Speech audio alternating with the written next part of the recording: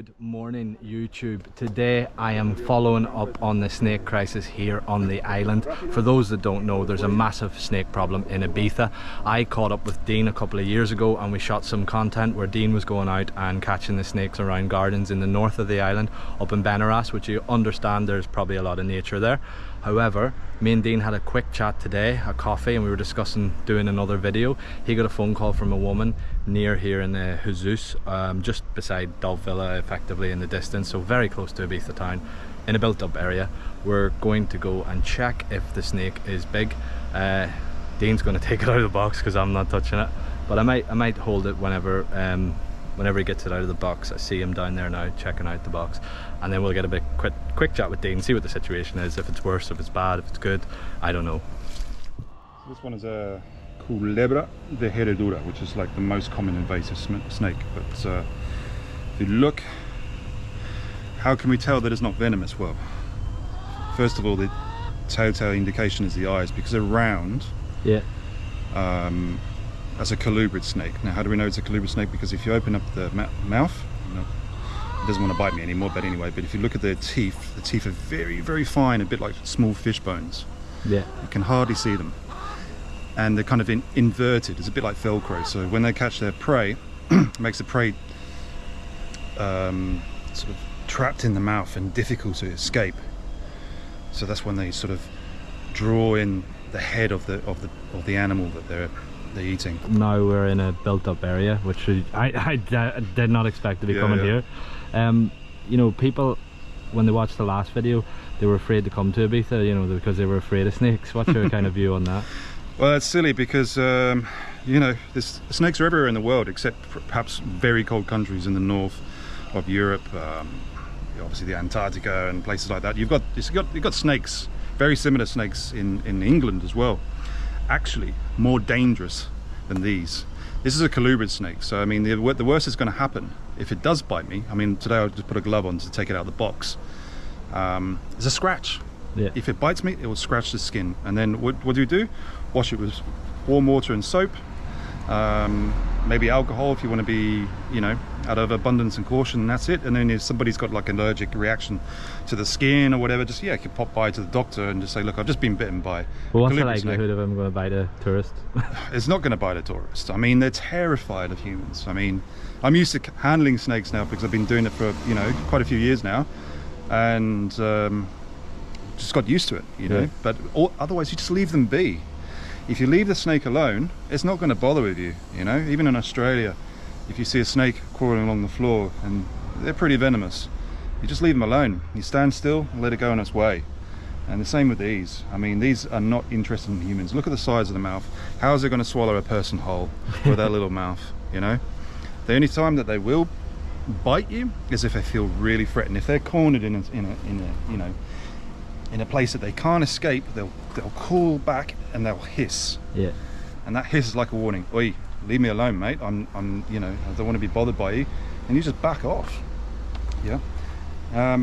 This is quite a large culebra herradura, which in English is the horseshoe whip snake, and this is the most common one.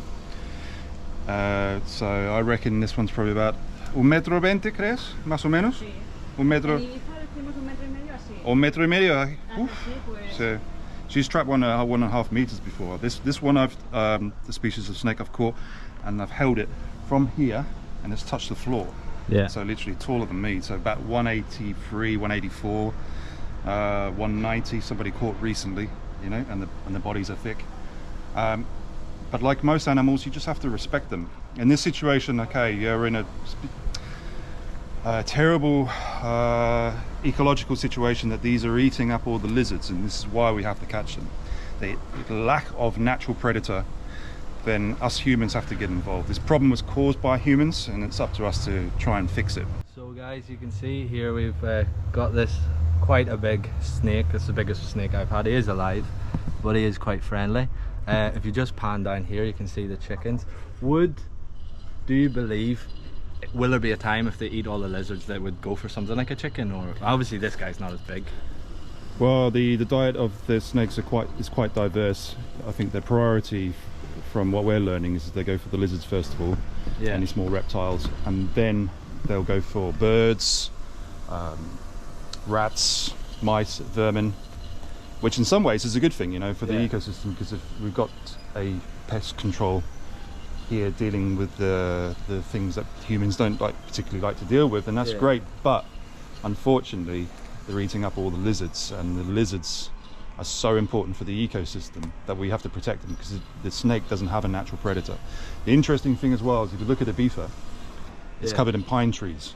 So like the birds of prey, like the falcon and the eagle, can't see the ground like they can on the mainland, and the mainland is very mountainous and rugged and arid, and so they can see the snakes. Here they've got the protection from above, so that gives the snake a better advantage as well to survive. So unfortunately, with lack of they're very soothing. Like it looks like he's moving his little head there, but it's very soothing. It's not tight at all. It looks tight. Yeah, I mean, you can see the tail's moving a little bit there. The snake is still... This is cool. Do you want to hold him? No, thank you. He's just sort of like trying to work out what's going on, and so he's wrapped himself around you to hold on to you. Obviously, you're warm as well. Yeah. And how many eggs would that produce? Depends. I mean, the problem in Ibiza is that because of having had an abundance of protein, namely the lizards, they're reaching sexual maturity a little bit earlier than they would on the mainland. So that's what some biologists are saying. So in some cases 10 eggs, 15 eggs, sometimes more. Yeah. Wow. So they're multiplying exponentially, and this is why as well that we need to keep the populations under control. For the lack of a natural predator, they really are reigning and multiplying and reproducing at a rate that we just can't keep up with, and this is why we have to get involved. As sad as it is, we don't have any other option. I mean, if we had the option to put them in a box and send them to the mainland, we would do it, but it's illegal. It's completely against the law. The only thing that the law permits is us to capture the snake in a trap, sacrifice it in the most humane way possible, and register it on the Linea Verde website with the COFIB, which is the Invasive Species Organisation. And believe me, if there was another option, and I've been discussing this with different people, we would do it. Nobody wants to kill a wild animal, and much less a beautiful snake. But as a couple of articles have said, it's a stark choice. It's like in Catalan, it's ceps or sargantanas. It's the choice. We either have the lizards or the snake. They can't peacefully coexist. These will take over, and they already are taking over. In some parts of the island now, the lizard has all but disappeared. There's a few places where they're still around in the south, but that's where the snakes are going. So snakes are leaving the north now, where there's no more lizards, and they're heading to the south. So we're trying to head them off. But it's a difficult one, and it's heart-wrenching. But by capturing the snakes and controlling the populations, we are helping the ecosystem. I mentioned in the video before, the last time we went to look at the snake problem. How is the problem on the island? The last time we went, it would look we're in a massive built-up area. Outside Ibiza Town. What's the problem like on the island at the minute, honestly?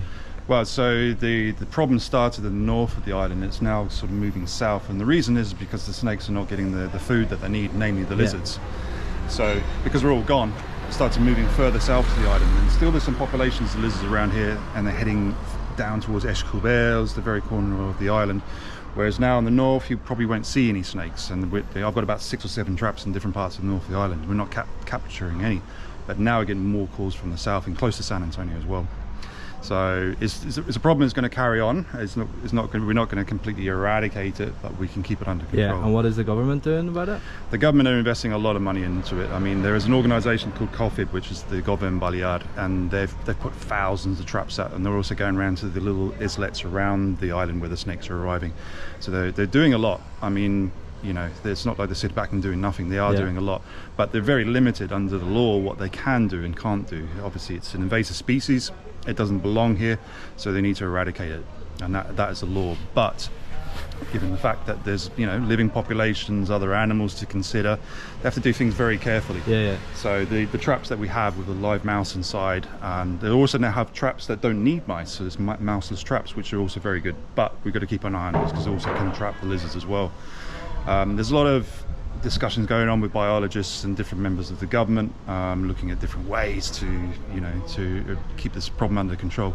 I think the consensus is that it probably won't, we probably won't completely eradicate the snake now, but we can keep them under control. And if we can have some conservation projects as well to, you know, protect the endemic lizard, then, you know, we're making progress. Perfect. Well, thank you for randomly, wasn't it? We were just having a coffee to discuss doing this video, and he gets a phone call, and here we are. But thanks for taking the time. No worries. Good to see you again, and maybe we'll do more in the winter. Yes, yeah, for sure. Yeah, take care.